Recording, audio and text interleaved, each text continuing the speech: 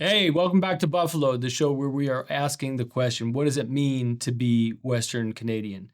We're trying to uncover the people, the culture, the values that make this place unique and make it one of the best places to live on Earth. Today on Buffalo, we're joined by Dr. Ted Morton, professor, author, former MLA, and cabinet minister here in Alberta. He's perhaps best known as part of the so-called Calgary School of Thinkers who shaped conservative politics in Western Canada, and for his book, Strong and Free, which tells the story of his journey from professor to politician and digs into Alberta's ongoing struggle with fairness in Confederation. We're here to talk about, with Ted, our identity, his own evolution, Alberta's place in Canada, and how questions of economics, governance, and culture are shaping what it means to be both Albertan and Canadian at a critical point in history.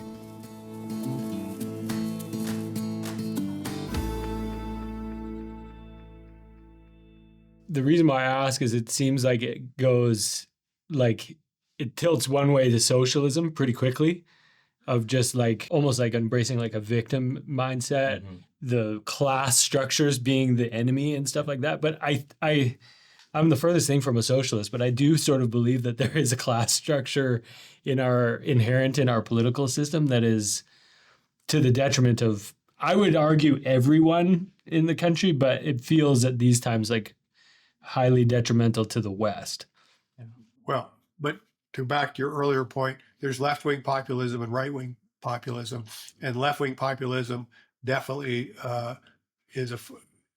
populism was used to embrace socialism, and the very clear example of that is in Saskatchewan, but the same culture of populism led to a conservative type of populism in Alberta with social credit, and before that, United Farmers of Alberta and things like that. So that's why I said, in practice, populism can go in good directions and bad directions, but it's clearly embedded in Western society. A lot of it has to do with so much of the immigration during the early 20th century came up out of Minnesota, North Dakota, Washington, Oregon, big American influx of American immigrants, particularly to southern and central Alberta, who carried that kind of American-style populism with them when they came. That was like a formative sort of like influx of culture to the area then in that sort of early 20th century? Absolutely. I think the founder of the United Farmers of Alberta was a Montana guy that came up and formed the UFA, and they wanted him to run for premier. He said, "No, I'm not going to do politics." But the UFA was the organizational structure for the party. Interesting. Yeah. So would this be back around the social credit era, or after? Well, it fed into social credit as well. I mean, again, when I came to Canada first as a graduate student in the 1970s to Toronto, and it was towards the end of the Vietnam War, and which was an unpopular war both in the U.S. And in Canada. But one of the first things that I experienced in Canada was anti-Americanism, and it had a little bit to do with, at the time, with the Vietnam War, but it's much deeper than that. The 13 colonies that revolted were part of British North America. Yeah. And the United Empire Loyalists, the people who lost, the losers in the American Revolution, came to Ontario and Atlantic Canada. And so Canada was, and then there was the War of 1812. So Canada is the first country that had an anti-American culture, and it's still there in a residual way in central and eastern Canada. And just the opposite is the case certainly in Alberta, and I think in Saskatchewan as well. Well, you saw that anti-American sentiment be probably the largest issue that swayed the recent federal election with the tariffs, and basically came down to one question: which party do you expect to stand up to these tariffs down in the U.S.? Really divisive when it comes to the Canadian versus American side of things, but you saw how it resonated with so many people. But again, that played out much more strongly in Ontario and Quebec than in the West. I made a note to myself here. the Liberals won, I think, 170 seats, uh, and 80% of them came from Ontario and Quebec. In Saskatchewan, because of the Trump America scare issue, but that issue did not work. It didn't mobilize Liberal votes in Saskatchewan or Alberta.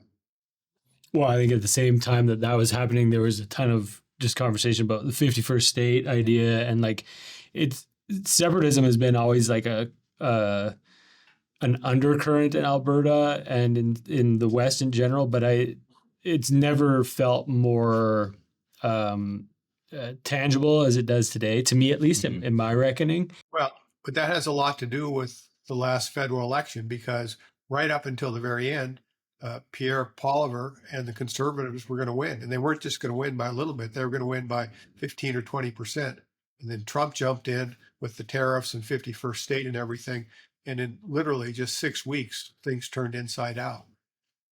And so the there was a lot of, at least in my circles, but I think more than that, there was a lot of excitement and optimism about a new conservative government. And with Pierre's a pretty interesting guy. If you look at his biography, he came up from the grassroots. He was an adopted child, 2 school teachers, and raised in Alberta.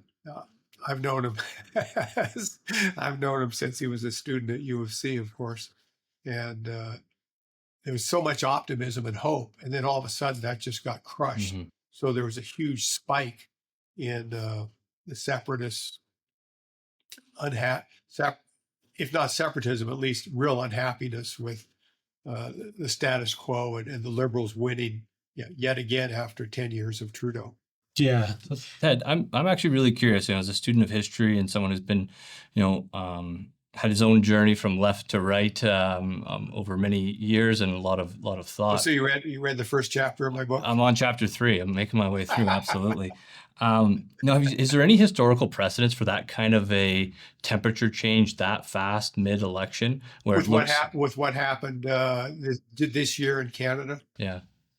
And I guess my follow-up is, as you think about that, what does that tell you about the populace and maybe the sense of populism within, the citizens, where within 6 weeks that 20%, can erode to a loss?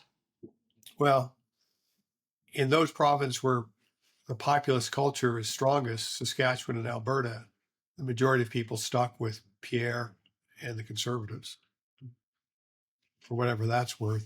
The transformation of all those particularly possible borderline seats in Ontario, and some Atlantic Canada, which had been Liberal and looked like they were going to Conservatives, they're the ones that flipped over with the Trump harassment and threats of 51st state and everything. And I don't think that can be attributed to populism. I think that taps into what I mentioned a moment ago about, going all the way back to the United Empire Loyalists, that there's a latent kind of anti-American sentiment in Central and Atlantic Canada, which that would have tapped into and maybe was the spark for Carney and the Liberals winning. Would that be like, just as I familiarize myself with the term, like, would that be like left-wing populism showing up? Like they're sort of triggering left-wing populism as an anti-American sentiment when they go with the elbows up and everything like that? I don't think you can use the term populism to talk about politics in Ontario or Atlantic Canada. Maybe Quebec, but certainly not Ontario or Atlantic Canada. Why is that? Almost from the beginning, Ontario and Atlantic Canada and Quebec were organized by as part of the British Empire from the top down, in terms of setting up colonies and administering colonies and markets for British manufactured goods, and of course a source for all sorts of imports from the colonies. But that was all very top down. Whereas again, to switch out 100 years later to Saskatchewan and Alberta, when they were filling up in the early 1900s, that was very bottom up. And that's populism has its, to mix metaphors, has its roots in that kind of bottom up. Again, it's based on, I think, what you guys are doing.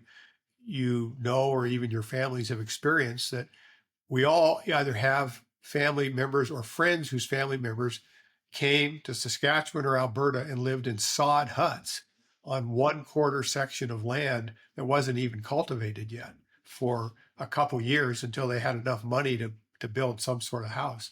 That's bottom up. That's about as bottom up as it gets. I guess that's true. Yeah. My great grandma grew up in a sod house on the prairies for sure. Everybody I know either has a family member or a friend who can trace that to their grandparents. Yeah. Yeah, definitely. We spoke to that in our first episode, just on the culture that emerged here of having to dig the rocks out of the dirt to make it usable land, and the mindset that takes, and also the community that it takes, and that sense of independence that emerges from that versus, like we've always been part of this empire. And actually my ancestors, many of them, left the United States for Ontario in the 1800s as a result. And now it's an interesting dynamic to see, and to even see those same relatives now in the Kingston area who've been liberal for most of their lives now being much more conservative. Seeing that tilt change over time has been an interesting one to watch. And I think one thing that fascinated me, Ted, about your book, Strong and Free, which really has been a fascinating read so far, and I definitely will get past chapter 4 here soon, but some real connection points, even in my own journey of traveling at a young age and getting a bit of a more realistic perspective on the world. Someone like yourself coming as born in the U.S., a teacher, an academic, someone who did sit-ins, and I won't call you a protester at one point. You can use whatever words you want to describe that, but definitely more on the left wing of things. Can you tell us how your political stance and perspective changed throughout your life? Well, that's the subject of chapter 2 or 1 in the book, that I was an anti-war pacifist, and then I went to Israel and worked on a kibbutz for 8 or 9 months. And Israel then, that was 1971, so it was after the 7-Day War, before the Yom Kippur War. 7-Day War, the Israelis won big. The Yom Kippur War, they almost lost completely. Everybody walked around with an automatic weapon, and it made me realize the truth of what I'd been taught. This is in the book. I'd been taught this in international relations, but I didn't appreciate it. Every country is occupied by an army. Yeah. The question is it your army or somebody else's? And again, almost everybody in Canada that I know has either family roots or friends from Eastern Europe, and they know very well in a firsthand way what that means. Is it your army or someone else's? Because for too much of Eastern Europe's history, it's been either German armies or Russian armies.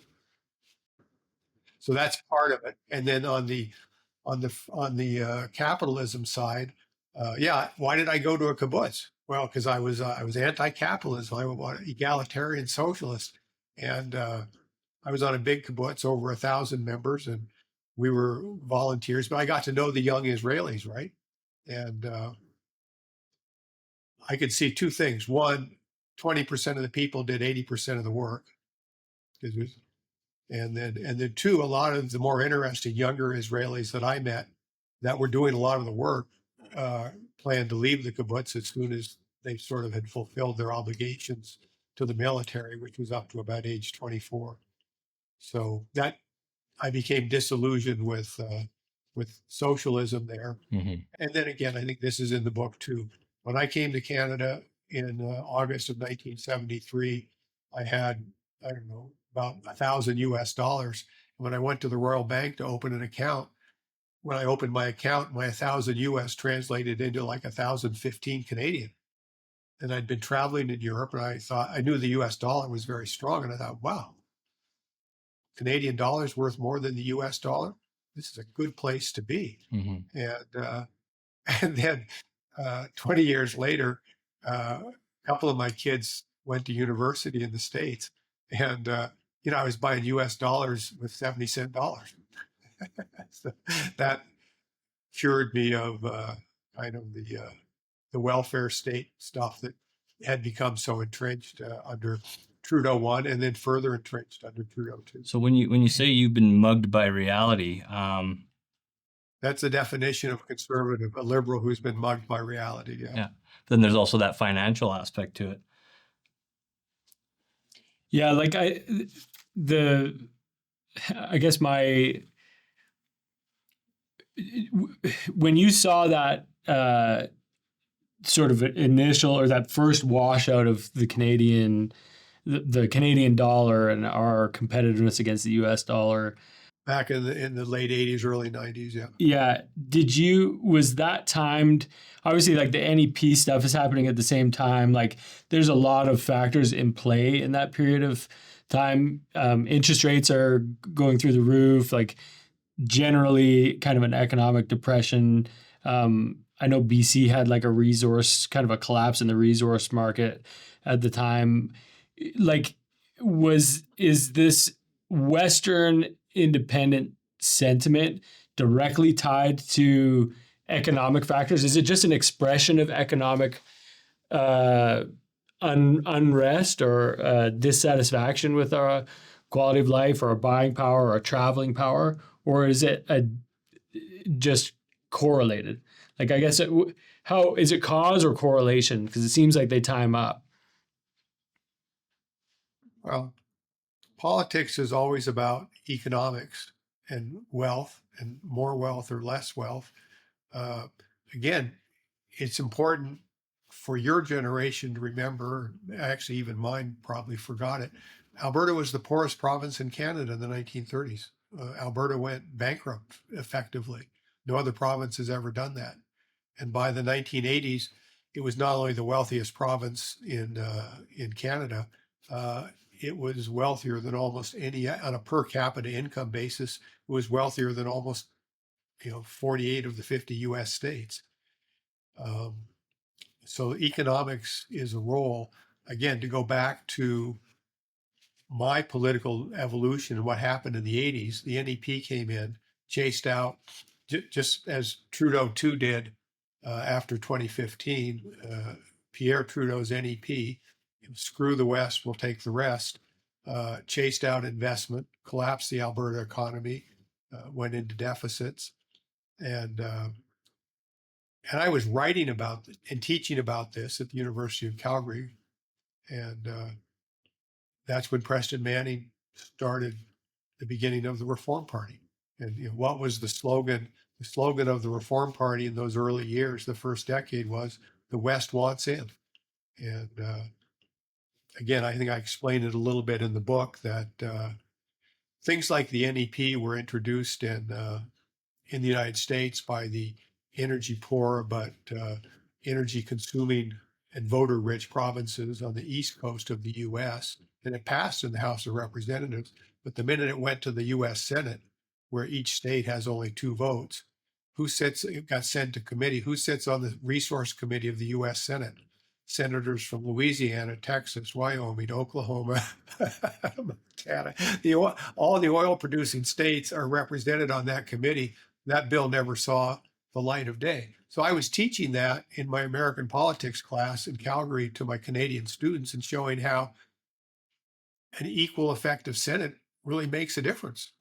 Maybe unpack. There would have been an NEP in the U.S. except for the U.S. Senate. Right. And so I started writing about that, first in the Calgary Herald, then in Alberta Report, Ted Byfield. And then I met Preston. That's all explained in the book. And the next one thing led to another. In 1998, I said, what the hell? I ran for the Alberta Senate election in 1998. And then that is, as obviously Chris has read, I kind of slowly trickled out away from academia and into politics. Senator in waiting, and I think the emphasis was on waiting in that period.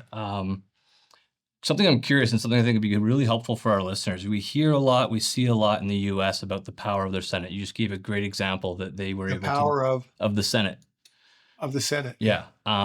They were able to block their own NEP, National Energy Project, back in the 80s as a result of a strong. The senators from the oil producing states, which are all in the Midwest and West, and Alaska. So to simply understand, like for someone who's maybe not well versed in political science and how Canada is made up, we have a Senate. Why do we hear so little about it, and why don't they have that same level of power to be able to give that sober second thought and make decisions on that level? Well, two reasons. One, obviously, in 1867, we were modeling our new parliament after the British Parliament. But in Britain, there's actually was an aristocracy that goes back to Magna Carta, House of Lords, right? to Magna Carta and all of that.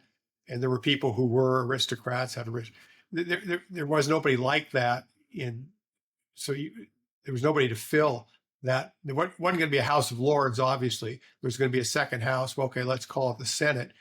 But then what's the Senate going to do? Well, the one thing Ontario and Quebec made sure of right away is half of the seats in the Senate were Ontario and Quebec, right? They each got 24 senators. And then the other, I forget in the beginning what Atlantic Canada had. Of course, there was, in 1867, effectively there was no West. But today, I think the four Western provinces each have 6 senators, right? 24 senators, whereas Ontario. So not only was it not given the powers that the U.S. Senate had, but it was, again, very explicitly stacked in favor of central Canada. When you were a senator in waiting, it was Chrétien in power as prime minister at the beginning, and he just appointed a senator of his choosing. So in the Canadian political system, it's not a vote that the population casts. It's whoever happens to be in power at the time that a seat becomes vacant. Is that how it works for the Senate? It basically is the Canadian Senate. People who are in government will deny this, but if you look at the record, it's the case. It's basically a reward for patronage. People who've given a lot of money and or a lot of time or both to the Liberals or to the Conservatives. When the Liberals or Conservatives get in power, they reward those supporters with appointments to the Senate. They're not quite a lifetime appointment, but up till 75 or something like 75, not a bad deal. Yeah. Holy smokes. I always consider one of the luckiest things in my life was that I was not appointed to the Senate after 1998 because, well, there wouldn't have been a book. Yeah. Yeah, or it would have been a different book. That seems like a crazy. It would have been a very different book. Yeah. It seems like a crazy system. Like that just seems like a crazy way to make decisions about it. Well, you guys probably know this, but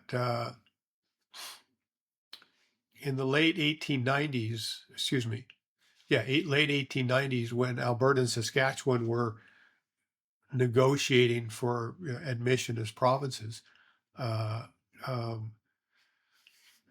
he wasn't the lieutenant governor, I forget his title, who ran Western Canada, wanted Alberta and Saskatchewan to come in together and as a new province, and it was going to be called Buffalo. Do you know that? Yeah, that's sort of okay. So that's okay. So there's a double entendre there. Your title is the title of your broadcast is perfect because it echoes or reaches back to an attempt by a Westerner. Who's the name of? Was it Haultain? Haultain? Yeah. Haultain. Yeah. Who was, he was born in Ontario, but he grew up and lived in Western Canada, and he wanted to see Alberta and Saskatchewan to be big enough and strong enough to hold their own vis-a-vis Ontario and Quebec. Yeah. And precisely for that reason, the prime minister of the time, who of course was from Quebec, said, "No way, we're going to divide you." Yeah, right. Well, if I recall, he saw the West as a third solitude. You had French Canada, English Canada, and the new Western Canada, and saw that as a third leg to a stool. And they whittled it down to be a bit of a They cut it up. Yeah. Yeah. Divide and They conquer. wanted to make, well, I think they very explicitly imagine how big Buffalo would have been. Alberta and Saskatchewan together. Yeah, and I think parts of Northwest Territory and Yeah. Yukon as well, right? Maybe, yeah. I mean, and the liberal establishment of the day could see even then that would be maybe not then, but in the future, a very powerful political bloc, and they didn't want that. Well, I think the thesis behind this show, the reason for doing it is it's not an Alberta, we're a separatist podcast. Like, I don't think that we're arguing for is separating from Canada. I think different members on the team have different opinions on it, but generally speaking, I think that this sort of nebulous idea of what a cultural identity is actually does spread across the West. It's not unique. It's not just Alberta versus everyone else. I think there's aspects of it in Saskatchewan. There's aspects of it in Manitoba from people that I know there. Even there's parts of it in BC. I think you get to urban areas of BC and the psychology changes somewhat. But the notion of what Buffalo was in terms of an identity, a mindset, a system of values playing out across a group of people, I think it still exists today. That's kind of my theory. I think that there is a Buffalo. We don't have it in a legal standing, but I think we do have it in a social standing. Culturally and sociologically, there is still a Buffalo. I think you're right. Like I said, when you first contacted me and explained to me a little bit about your show and you sent me a link, I watched a good portion. I think your first podcast and your distinction, and you talked about a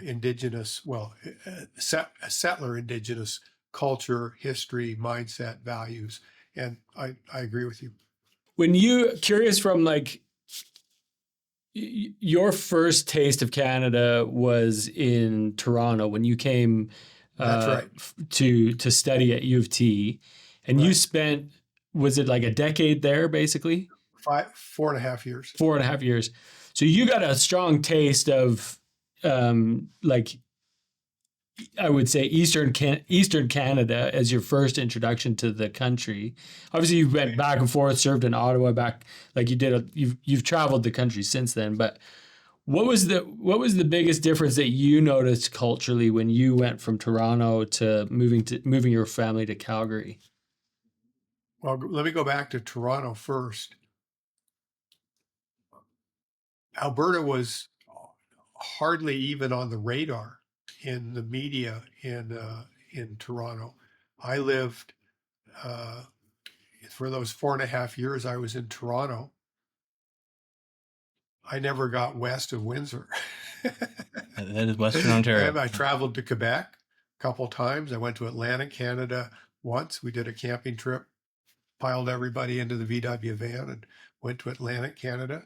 But that was the only thing that I was aware of. The only time Alberta came on the TV or on the news in the newspaper was fights between this new premier out there named Peter Lougheed, who was fighting with Pierre Trudeau. And again, as somebody who didn't have any Canadian history at all, so everything I knew about Canada was very Toronto centric. And Alberta. So then your question is, well, why did I move to Calgary, right, in 1981? Well, I grew up in Wyoming, right, and Wyoming is a lot like Saskatchewan, Alberta, Montana, North Dakota. It's a combination of ranching, farming, oil and gas, and mining, and that's the type of place and I should be full disclosure here, great hunting and fishing. Right. As you can see from my friends on the wall. And so for me, that was a big attraction to come to Alberta. I wanted to come west again. When I left Toronto, I went to Boston, right? So 4.5 years in Toronto, three and a half in Boston. I loved Toronto when I was there. Boston's an amazing place, but in the kind of my heart of heart, by this time I was just turning 30, and there was something in my soul that wanted to go west again. So I did. As a political scientist and seeing the Lougheed Pierre Trudeau issue, was there anything about that going on at that time that also pulled you out west here from a realistic perspective? I had no sympathy for Alberta whatsoever during those years, because we had our first two children were born in Toronto. I was living on I was a teaching assistant. I had a scholarship. My wife was working full time, but then when she got pregnant, had not one but two babies, but she was always working part time. So we were living on a real modest budget in a rented house, right? And so we thought that who was the premier of Ontario then? I think Bill Davis. Bill Davis was fighting to make life affordable for us, right? And Yeah. these Albertans, they wanted oil prices to be at global levels. Again, remember, you guys know this, but probably a lot of your listeners don't. The price of oil tripled not once, but twice in the 1970s. That's why Alberta, this decade we're talking about, my first kind of decade in Canada, the price of oil in 1973 went from $3 a barrel to $9 or $10 a barrel. And then in 1978, 79, the Iranian hostage crisis, it went from $10 a barrel to $30 a barrel. Now that sounds cheap now, but imagine, what's oil now? 65? WTI is 60, 65. Imagine if it doubled or tripled. 65 double, 130 tripled, 195. You can see what that did to people on fixed income budgets. So I was very much on a fixed income budget. So I thought Ontario and Bill Davis was making our lives affordable. And so I had no sympathy for Alberta or Peter Lougheed at all in those first years in Toronto. And of course, obviously, now Peter Lougheed is a hero of mine. And I think if you read the very last sentence of the book, I think it's something to the effect that a strong and free Alberta makes for a strong and free Canada. Mm-hmm. And I'm not sure I give Lougheed credit for that quotation, but that's directly out of Peter Lougheed's mouth. And I think it was true in the 1970s and 80s when he said it. I think it's just as true today. I want to get back to that quote in a second, and hopefully this question gets us there. What is it that warmed you up to Alberta politics, Lougheed, all the way to the point where you're joining the Reform Party, you're an MLA under Ralph Klein, one of the most conservative, fiscally responsible premiers we've had, at least in my lifetime. What was it that changed, or what perspective brought you to a point where it's not just I'm going to lean this way, but I'm going to put my life and my career into this movement of conservatism? Well, I think you have to buy the book to get the answer to that question. I'm just trying to help you sell it here. Give me a little bit. Well, it was a factor of things. One, like I said, I was teaching American politics at U of C, and I use the NEP as an example of the difference that a Senate makes, a triple E equal effective elected Senate makes compared to the Canadian Senate. But it goes a lot deeper than that. We moved to Calgary in 1981.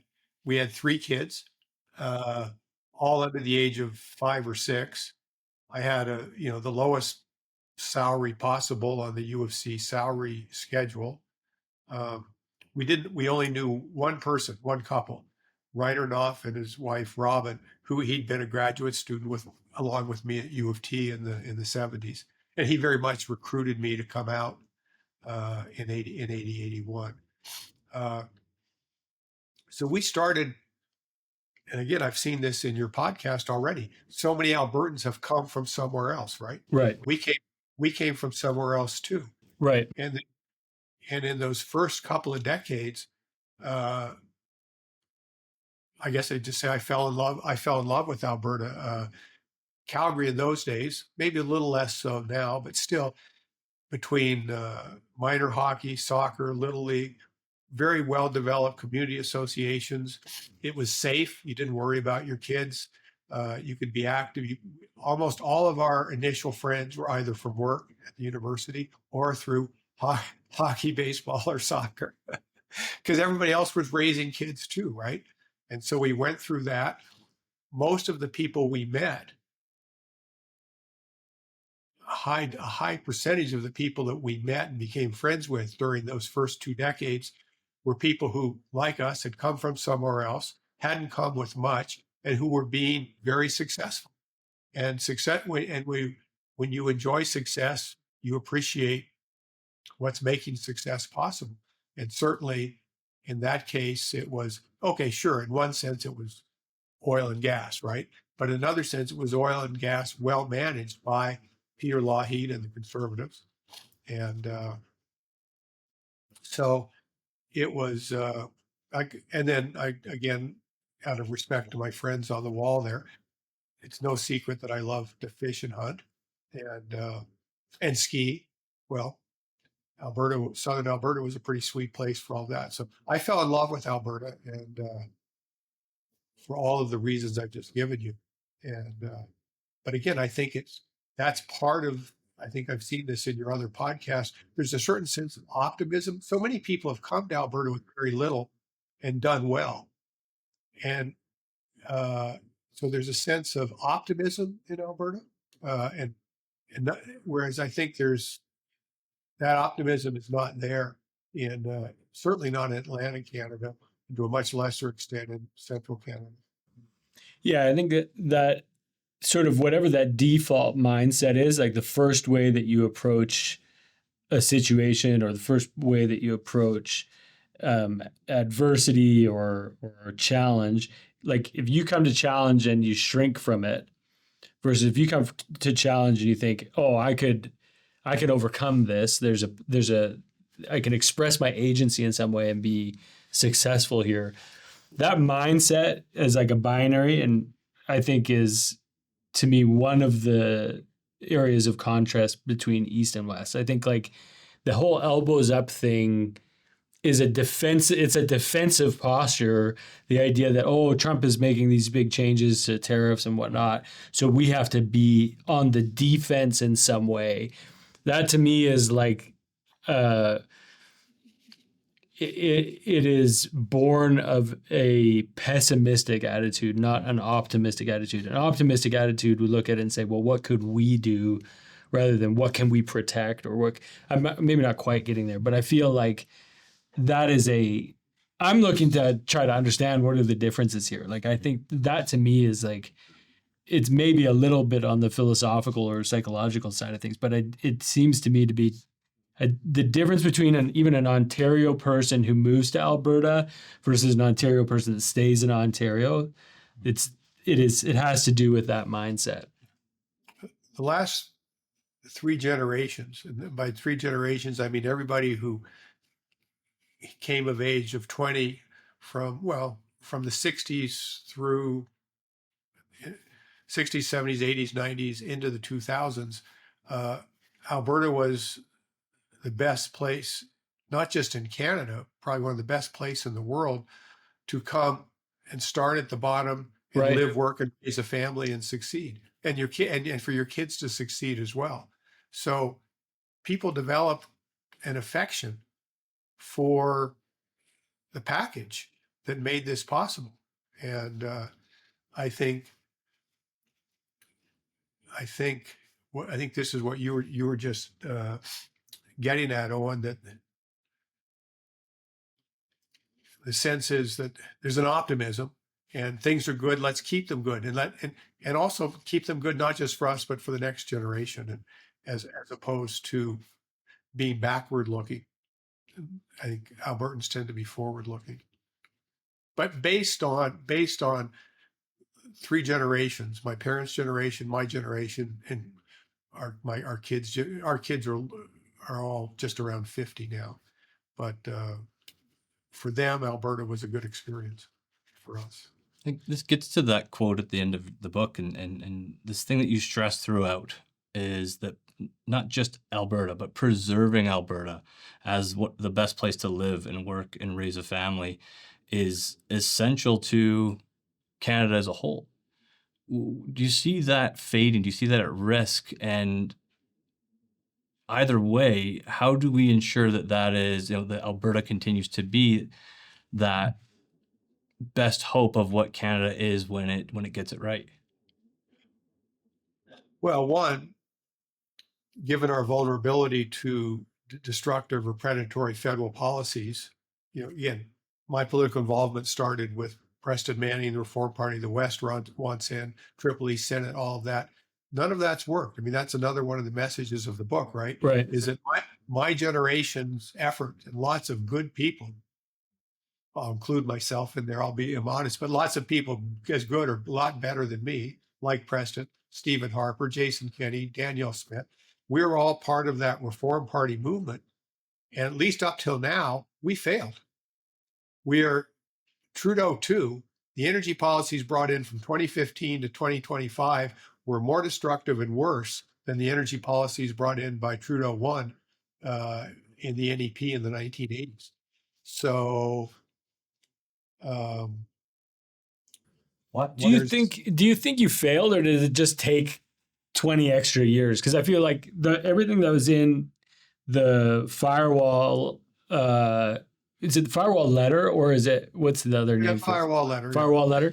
So everything that you drafted in the Firewall Letter is being actioned right now. So is it a matter of failing, or is it a matter of that just like politics takes a generation to get anything done? Which seems like the time we don't have, like time we don't have is kind of the feeling we have right now. But well, there's been a both. Obviously, I failed to become the leader of the Conservative Party, so in that sense, my attempt, but it's bigger than that, because then after my career in politics was sort of from 1998 to 2012, and then in the 20 teens, not the 20, the 10 years of Justin were worse from a policy point of view, a predatory policy point of view, destructive of Alberta's economy, and not Alberta's economy in the abstract, people's jobs, their houses, kids, people graduating from university and not getting jobs.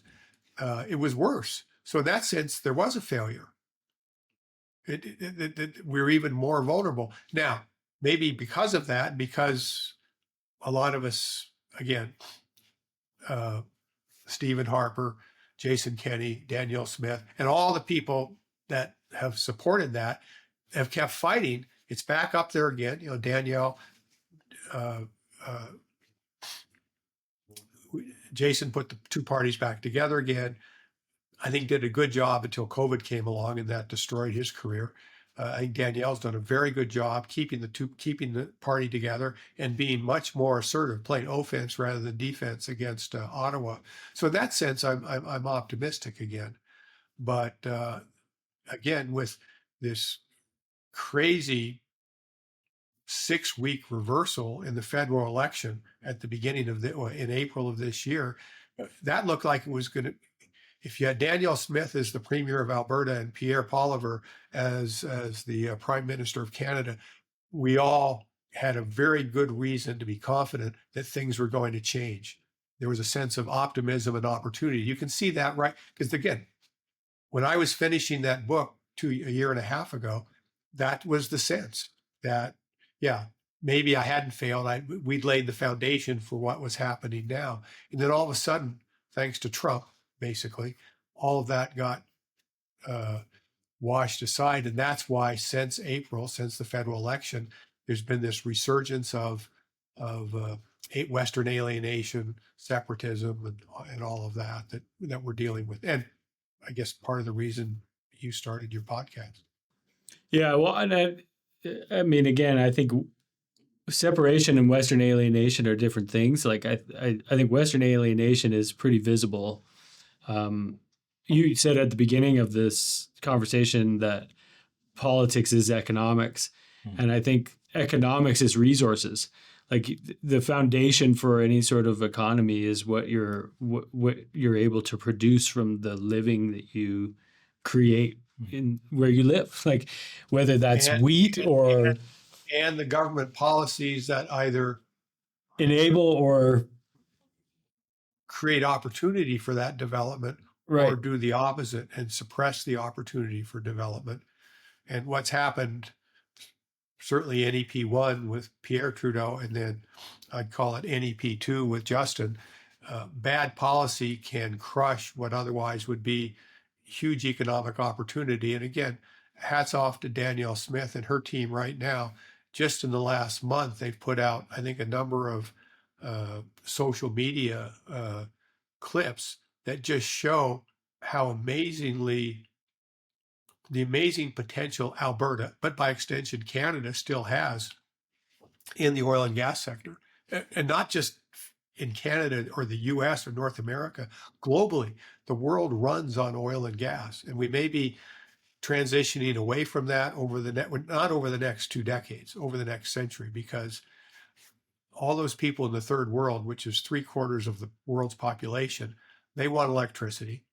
They want uh, heating in the cold climates, or maybe air conditioning in the cold. Heating in the cold climates, air conditioning. They want what energy produces, and they're not going to buy into dramatic reductions in the use of oil and coal and gas. So the opportunities for Alberta and by extension Canada, and particularly right now with Trump screwing things up in Ukraine and with our European allies, Europe is still, not just the Ukraine, all of Europe is very vulnerable in terms of oil and gas. I mean, that's one of the reasons Putin has been able to do a lot of the things he's done, because he had a lot of the European economies by the short hairs because of importing of oil and gas from Russia. After their like climate forward initiatives have decommissioned nuclear plants and all sorts of things. Like they've crippled their energy industry.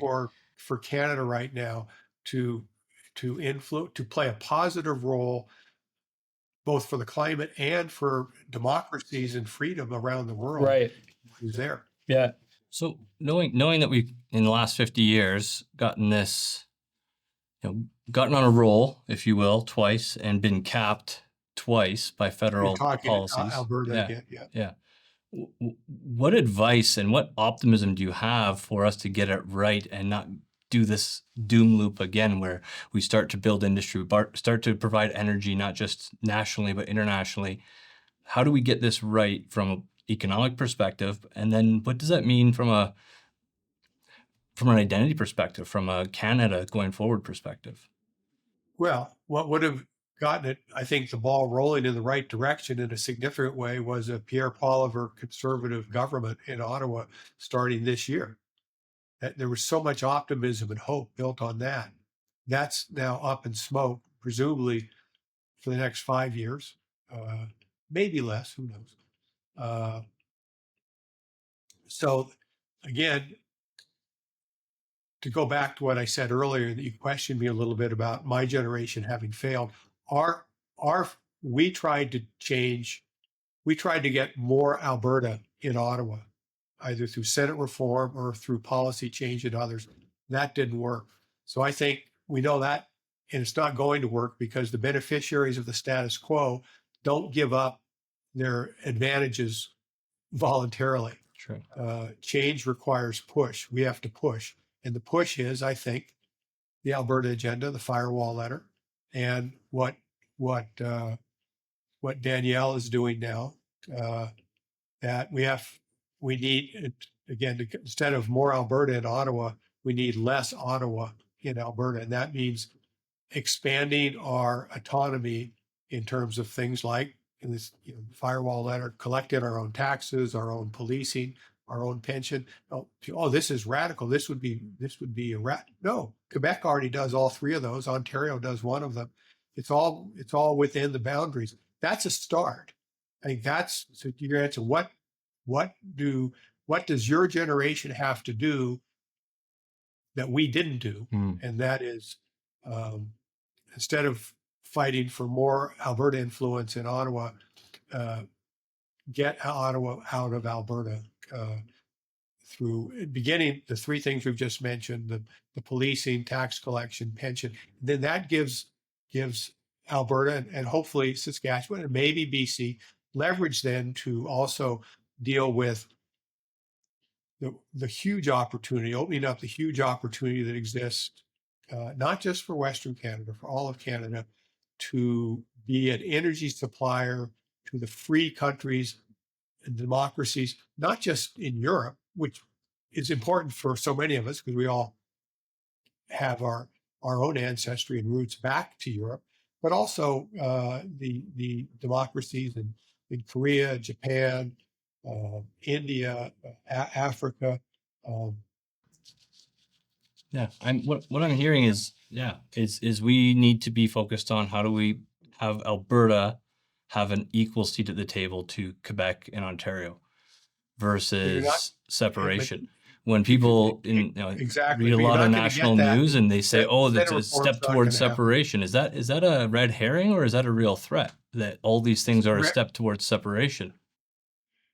It doesn't have to be. I think I say at the end of the book, and the three of us. Well, that's a different book. That's the book that Mintz and Flanagan and I wrote a couple years ago.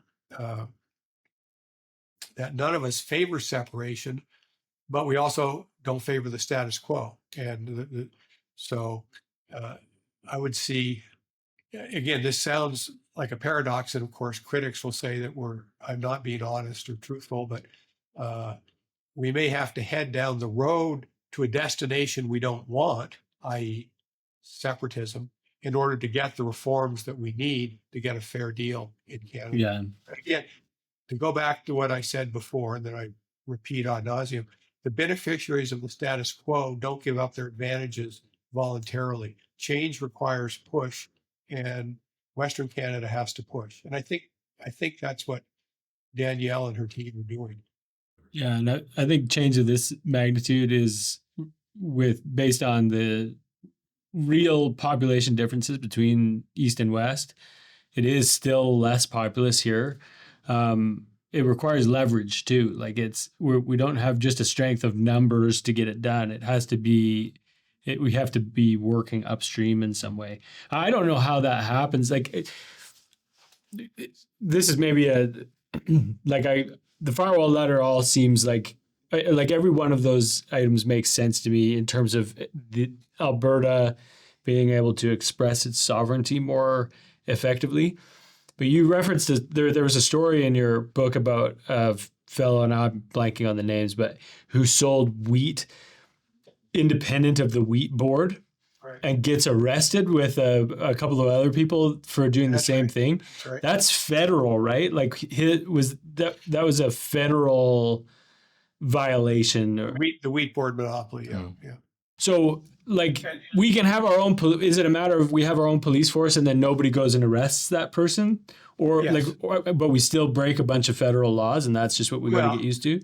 I think as conservatives and people who realize how rare democracy and prosperity and security and the rule of law are, Western conservatives, Western respect for the rule of law is as important as anything else that we do, because you don't want to destroy the rule of law in the process of trying to just change the status quo. Right. So, but there's somewhere in between letting, if instead of 1,000 RCMP officers in Alberta, there are only 60 or 80, enforcing something like the wheat board monopoly would depend on provincial police, and the provincial police, they might be busy that day, or there might be administrative issues, and so there's wiggle room there. But again, as long as we're on the wheat board, let's remind everybody that one of the things Stephen Harper did was abolish the wheat board monopoly. And so Alberta farmers now, and this is huge, they can use the wheat board if they want, but they can also privately market wheat, barley, oats, everything else. We needed the same thing for oil and gas. I guess. Yeah, creating a sense interdependence versus a monopoly on power that's often coming out of context. Ted, I heard from actually my father that many years ago you were giving a talk at the Petroleum Club here in Alberta about how Alberta and Quebec have more in common than the rest of Canada. And I think you were talking culturally, not necessarily economically or legislatively.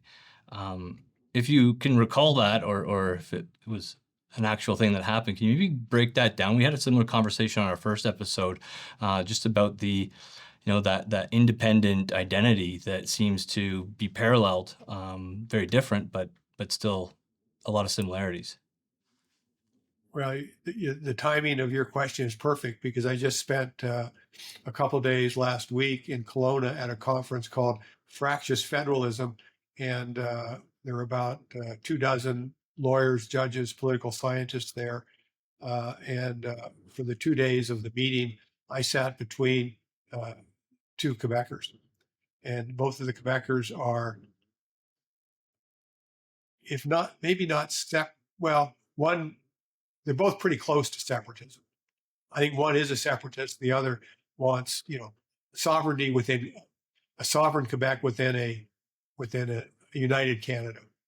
And so we had, not just in the formal sessions, but of course in conferences, there's breakfast, lunch, and dinner, and usually after dinner, there's a little bit of wine, or maybe more than a little bit of wine. I love a good conference. So we had discussions, and in fact, since I've been back, I've had exchanged a number of documents with one of my Quebec people that sat next to me, and he has allowed already how he has passed that on to people in the CAC coalition. What's it called? Coalition Avenir, whatever the government is in Quebec. He has, the academic who I sat next to, the professor, is the author of the document produced by Quebec last October, I think it was, that lists the 50 reforms Quebec demands, right? So he's linked very directly to the current Quebec government. And so we are, there's a parallelism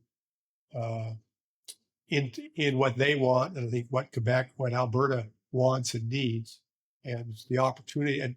But again, Premier Smith has referred to that, and again, I'll lapse back into being an academic and a historian. One of Peter Lougheed's best allies in the fight over the Constitution Act 1982 was the Quebec government. They demanded the notwithstanding clause to protect provincial policy areas from judicial vetoes by the Supreme Court, and also, of course, is most important. Well, I don't know which is more important, Section 33 or 92A. 92A reemphasizes very explicitly provincial control and jurisdiction over the development, conservation, and so forth of natural resources. In other words, under 92A, there could never be another national energy program. And that, of course, that was Lougheed's number one. He wasn't going to support the Constitution Act without that. He had 100% from Quebec, from support from Quebec, because Quebec wanted that same type of autonomy.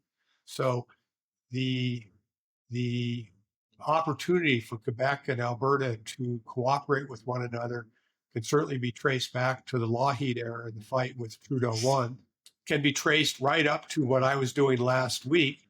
And since then, talking with Quebecers who and it's not just Quebec and Alberta either. I think we've had 50 years of Ottawa knows best. And there's a growing sense, very strong in Alberta and Quebec, but even elsewhere, the one size fits all Ottawa knows best program of the last 5 decades isn't working. It's making Canada less unified. And there's an opportunity, I think, for constitutional reform and revision that would make for a less conflict and more opportunity, economic growth what we've experienced. Yeah, I think like if I was to sort of think about where our common ground is as Canadians at the moment, it is in frustration with immigration policies. And I like it's kind of a like trying to decide how to use my words right now, because I want to make sure that I'm not like coming across intolerant. But there is I would say, a common thread between East and West right now at the, maybe you might say, populist level, which says the country is changing without any say from the people who have built it.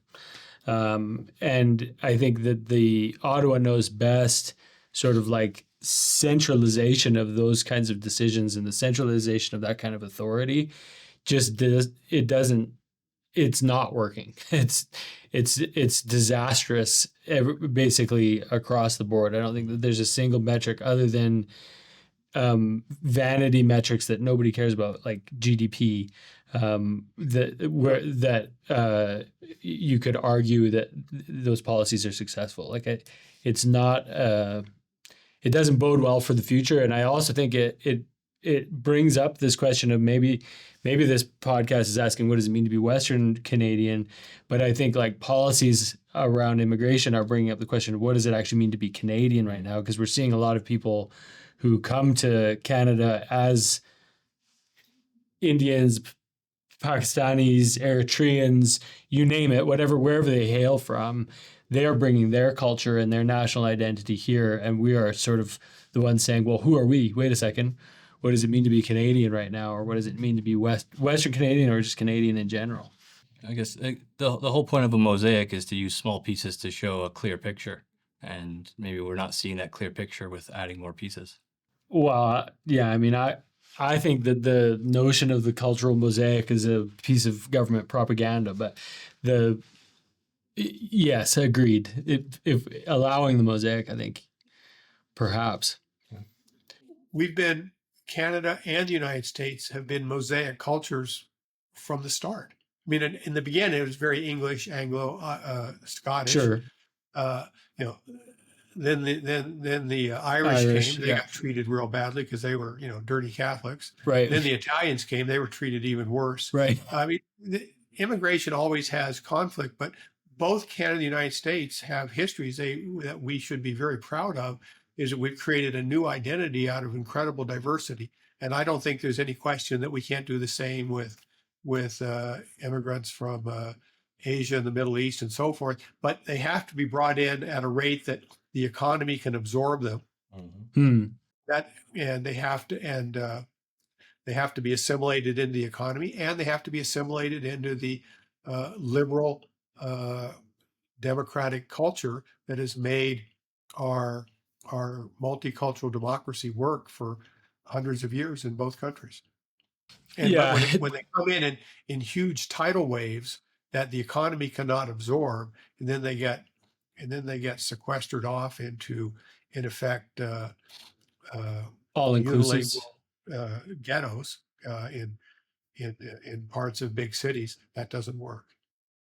Yeah, I think at the same time, when you undermine through like various means of communication the idea of what a Canadian is, at the same time that you bring that kind of an influx of immigrants in, there isn't really anything to assimilate into. There's the rule of law, certainly, and that's got some like deep cultural precedence. But like if the entire country is kind of questioning its own unity and the foundation of what its identity is, at the same time that you bring in very strong cultural identities, I just think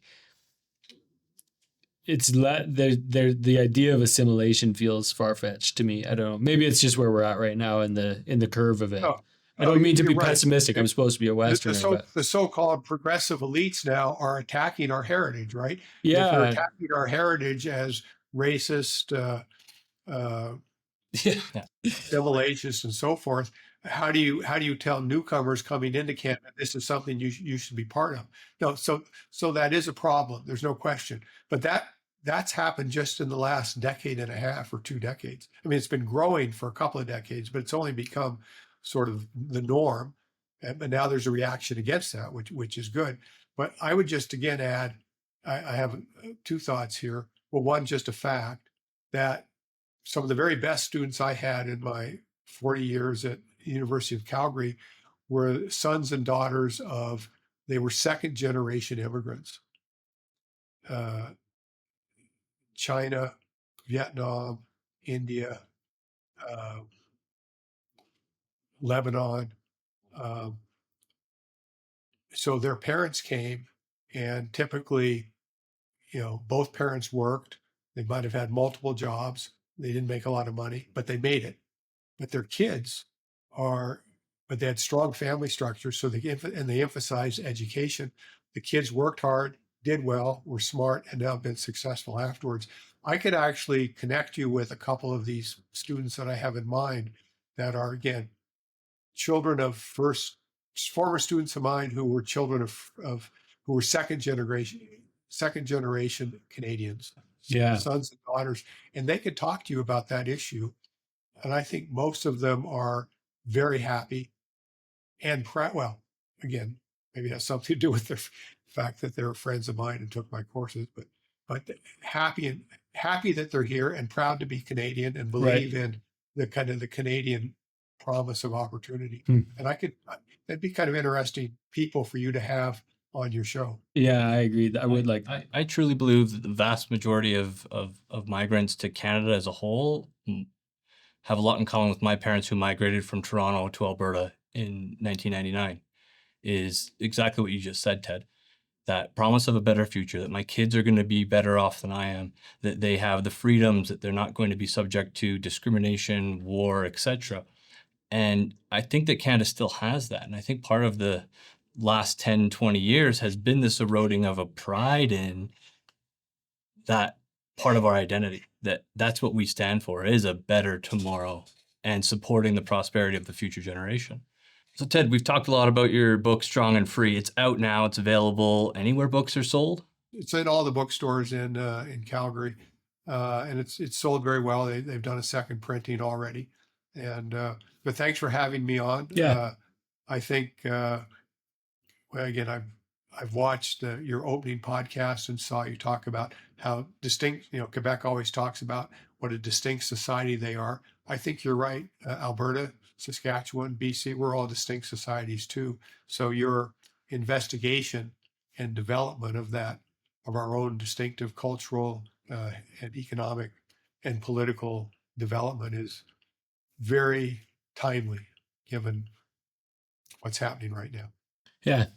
Thanks, Ted. It's been great to get to know you a bit, and appreciate you giving us your time and your expertise. And yeah. And thank you for being a leader in that conversation that we're happy to host as we go forward here. Yeah. I've enjoyed my hour with you. Thank you.